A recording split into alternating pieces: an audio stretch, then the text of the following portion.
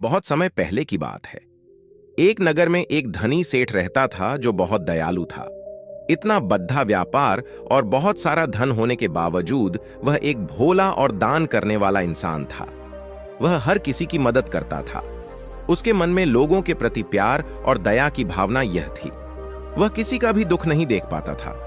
उसके इतने दयालु और भोलेपन की वजह से उसके आसपास के लोग उसकी इसी बात को उसकी कमजोरी समझकर उसका फायदा उठाते थे। कुछ लोग उस सेठ के सामने झूठ मूठ का रोना रोकर उससे पैसे उधार ले जाते थे। सेठ अमीर तो था ही और ऊपर से दयालु भी। जब वह सेठ उन लोगों की दुखी हालत देखता और उनकी परेशानियां सुनता तो उसका मन भरा था। और जब वह लोग उससे कहते हैं कि मुझे थोड़ा धन उधार चाहिए या तुम मेरी मदद करोगे, मैं तुम्हारा यह एहसान कभी नहीं भूलूंगा, तो वह मना नहीं कर पाता। वह सोचकर धन दे देता कि अभी इसका बुरा वक्त चल रहा है, इसको मेरी मदद की जरूरत है, बाद में यह पैसे लौटा देगा। धीरे धीरे वक्त गुजरता गया। लोग उस सेठ के आगे बिना बात का रोना रोते और उसका धन ले जाते और कभी वापस नहीं करते। सेठ भी कभी धन वापस नहीं मांगता था। उसको लगता था कि जब इसका बुरा वक्त गुजर जाएगा तो धन वापस कर देगा। लेकिन कहते हैं ना कि हर सुबह के बाद रात होती है, हर सुख के बाद दुख आता है और दुख के बाद सुख आता है। ठीक उसी तरह उस सेठ के साथ भी हुआ। कुछ सालों बाद उसे 5 धन कम होने की वजह से उसके व्यापार में माल भरने के पैसे कम होने लगे और इसके वजह से उसके दुकान पर अब ग्राहक भी कम होने लगे, क्योंकि जो सामान उन ग्राहकों को चाहिए था वह सामान उस व्यापारी के पास खत्म होने लगा था और उस सामान को लाने के लिए अब उसके पास इतना धन भी नहीं था। धीरे धीरे सेठ का धन समाप्त हो गया। एक समय था जब वह सेठ अपने नगर के अमीर लोगों में आता था, पर आज उसके पास पैसे नहीं थे। ऊपर से ढेर सारा कर्ज उसे बाजार से लेना पड़ा। उसे समझ नहीं आ रहा था कि वह क्या करे। उसने महात्मा बुद्ध के बड़े चर्चे सुन रखे थे। उसे यह पता था कि उसके बहुत मित्रों ने उनके पास जाकर अपने जीवन के लिए सही मार्गदर्शन लिए हैं और वह जो ध्यान देते हैं वह काफी जिंदगियां सुधार चुका है। उसने निश्चय किया कि अब तथागत गौतम बुद्ध ही उनकी समस्या का हल बताएंगे। यही सोचकर वह अगले दिन गौतम बुद्ध से मिलने निकल पड़ता है। वहां जाकर बुद्ध को प्रणाम करते हैं। फिर सेठ गौतम बुद्ध से कहता है, मुझे मेरी समस्या का निवारण चाहिए। बुद्ध कहते हैं, पूछो क्या पूछना है। फिर वह उन्हें सारी बातें बताता है कि कैसे वह लोगों की मदद करके अमीर से गरीब हो गया, कैसे उसने बस लोगों की बुरी हालत देखकर अपने व्यापार के पैसे उन्हें मदद करने के लिए दे दिए और आज वह खुद जरूरतमंद हो गया है। गौतम बुद्ध उसकी सारी बातें ध्यान से सुनते हैं और कहते हैं कि तुम बहुत ही ज्यादा सीधे और दयालु हो। जरूरत से ज्यादा सीधा होना भी हमारे लिए मुसीबत पैदा कर सकता है। आगे बुद्ध कहते हैं, तुम लोगों की मदद इसलिए करते थे ताकि वह मुसीबत से बाहर निकल सके, लेकिन लोगों ने इसका फायदा उठाया और तुम्हें ठगने का काम करते रहे। उस सेठ ने कहा, आप बिल्कुल सही कह रहे हैं बुद्ध। मेरे दुखों का कारण मेरा ज्यादा सीधा होना, सरल होना और दयावान होना ही लग रहा है। लेकिन मैं अब क्या करूं? मुझे रास्ता बताइए। क्या मैं बुरा बन जाऊं, दया निकाल कर फेंक दूं, निर्दयी हो जाऊं? क्या अच्छा ही करने की कोई कीमत नहीं? इस दुनिया में क्या मदद करने से या किसी का भला करने से बस यही परिणाम मिलता है? बुद्ध कहते हैं, नहीं, तुम्हें यह सब नहीं करना है। कई बार तुमने देखा होगा कि जो व्यक्ति ज्यादा अच्छा होता है उसे उतना ही ज्यादा दुख मिलता है। इसका सीधा कारण है कि वह अपने अधिकारों को सामने वाले की इच्छाओं से कम दर्जा देता है और फिर उसे जब भी आपसी अनबन होती है तो उसे अधिक तकलीफ होती है। लेकिन उसी के विपरीत हमें हमेशा यह भी नहीं सोचना चाहिए कि हमारा अच्छा और भला करना बेकार है या यह बस हमारी कमजोरी है। हमें अच्छा इसे हाथ कभी नहीं छोड़ देना चाहिए। हमें बस ये सीखना है कि कभी कभी हमें भी अपनी बात रखने का अधिकार है और हमें अपने अधिकारों की रक्षा करनी चाहिए। इसलिए हमें अच्छे इंसान बने रहने के साथ साथ अपने अधिकारों की रक्षा करना भी सीखना होगा। अगर हमें गलत तरीके से नुकसान हो रहा है, कोई हमारा गलत फायदा उठा रहा है, तो हमें उसका सामना करने के लिए सही तरीके से खड़ीडीडीछे होना जरूरी है। यही एक सच्चे और अच्छे इंसान की पहचान और शख्सियत होती है। वह आदमी कहता है, बुद्ध, मुझे थोड़ा थोड़ा समझ आ रहा है, लेकिन अभी भी मैं पूरी तरह नहीं समझा। इस पर बुद्ध कहते हैं, चलो मैं तुम्हें एक कहानी सुनाता हूं, उसके बाद तुम्हें समझा जाएगा कि तुम्हें क्या करना है और क्या नहीं करना है। बहुत समय पहले की बात है।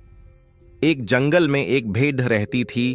उस भेड़ ने एक को जन्म दिया तो हम एमना बहुत ही सुंदर था। उसके शरीर पर बहुत ही चमकदार घने बाल थे। वह बहुत ही सुंदर लगता था। भेड़ भी अपने से बहुत प्रेम करती थी और उसका बहुत अच्छे से देखभाल भी करती थी। भेड़ अपने बेटे को अच्छी अच्छी बातें सिखाती, उसे अच्छे संस्कार देती।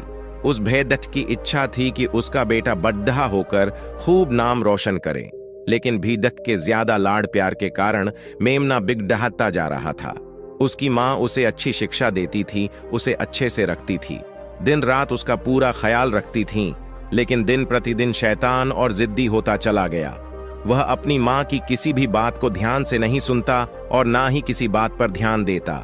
उसे हर पल ऐसा ही लगता कि मेरी माँ मेरा इतना ख्याल रखती हैं, और इसी कारण वह खुद की जिम्मेदारी नहीं लेता था, ये सोचकर कि उसकी माँ उसे किसी भी संकट से निकाल लेगी। वह धीरे धीरे एक गैर जिम्मेदार होता जा रहा था, और अब उस भेददाच का लाड ड्याच और प्यार उसी के अच्छे और जिम्मेदार बनने में रुकावट बन गई थी। फिर एक दिन वह मेमना घूमता घूमता पास के जंगल में जा पहुंचा। वह मेमना पहली बार जंगल में गया था। उससे पहले बार जंगल में जान का मौका मिला था। वह जंगल की सुंदरता को देखकर चकित रह गया। उसने कभी इतनी सुंदर चीज नहीं देखी थी। इतनी सुंदर पौधे, रंग बिरंगे फूलों को देखकर बहुत ही प्रशंसा हुई। उसे यह सब देखकर बहुत अच्छा लगा। फिर उसने झांकियों के कुछ पत्तियां खाई। जैसे ही उसने पेट भरने के लिए पेड़ों की पत्तियां खाई, उसको वह पत्तियां बहुत ही स्वादिष्ट लगी। अब तो वह मेमना रोज जंगल में जाने लगा और वहां जाकर पेड़ पौधों को नुकसान पहुंचा रहा था। उसने उनकी पत्तियां तोड़ दी, उनके फूलों को नोचा, फूलों को खाया और कुछ को तोड़कर जमीन पर डाल दिया। उसमें मेमने को इस बात की बिल्कुल भी परवाह नहीं थी कि वह क्या कर रहा है। उसको इस बात का पता ही नहीं था कि जंगल में कोई खतरा भी है। वो तो मस्तमौला होकर जंगल में उछल कूद कर रहा था और पौधों को खूब से नुकसान पहुंचा रहा था। लेकिन जब उसमें मने की मां को, यानी उस भेददाच को, इस बारे में पता चला कि मेमना हर रोज जंगल जाता है, तो वह घबरा गई और मेमने को अपने पास बुलाकर समझाने लगी कि तुम जंगल में मत जाओ, वहां पर बहुत सारे को जानवर हैं, तुम्हारे ऊपर हमला कर देंगे, तुम्हें खा जाएंगे। लेकिन मां की बात का उस पर कोई असर नहीं हुआ, बल्कि वह अपने माता से कहने लगा कि मां, जो भी मेरे सामने आएगा वो मुझसे जमकर मार खाएगा, फिर वह बहुत पछताएगा। इसके बाद में फिर से जंगल की तरफ भाग गया। उसे अपनी माता की कही बातें झूठी लगने लगी। हर रोज की तरह उस दिन भी वह उछल कूद करने लगा और पेड़ पौधों की पत्तियां तोड़ने लगा। कभी फूलों को तोड़ता, कभी पेड़ों को खूब नुकसान पहुंचाता। लेकिन उस दिन उस जंगल में एक शेर पहुंचा। वह शेर बहुत ही ताकतवर था, लेकिन ताकतवर होने के साथ वह दयालु भी था। उस शेर का मानना था कि कमजोर प्राणियों को नुकसान पहुंचाना ठीक नहीं है। शक्तिशाली होने का मतलब यह नहीं है कि मैं किसी कमजोर प्राणी पर शक्ति का प्रयोग करें। वशीर उस जंगल में घूमने लगा। घूमते घूमते है वहां पर पहुंचा जहां पर वह ना समझ मेमना शैतानी कर रहा था। शेर ने उस मेमने को देखकर आश्चर्य में पड्डी डीएच गया।